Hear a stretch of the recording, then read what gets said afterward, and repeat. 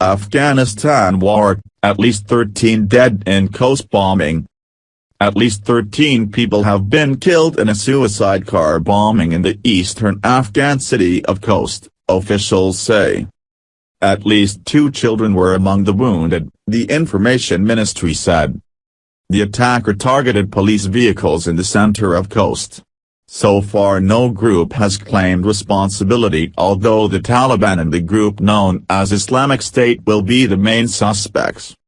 There has been a surge in violence in several parts of Afghanistan recently, much of it involving the Taliban.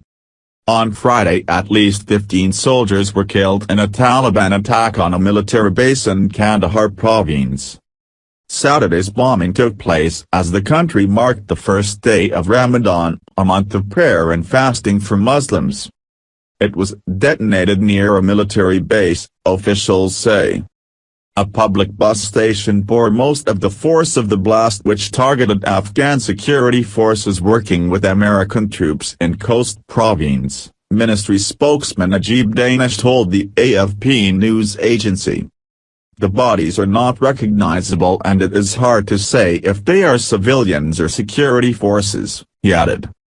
The latest violence is a challenge for NATO-backed Afghan forces and raises further concerns about their ability to see off the militant threat. Both the military and security forces have sustained unprecedented casualties recently in addition to a high level of desertions and numerous corruption scandals. The Taliban began their yearly spring offensive at the end of last month, and soon afterwards the U.S. said it was considering the deployment of at least 3,000 more troops to bring a measure of stability to the country. Last month, the Taliban killed at least 135 Afghan soldiers in a military compound near the northern city of Mazar-e-Sharif. U.S. combat operations against the Taliban officially ended in 2014, but special forces have continued to provide support to Afghan troops.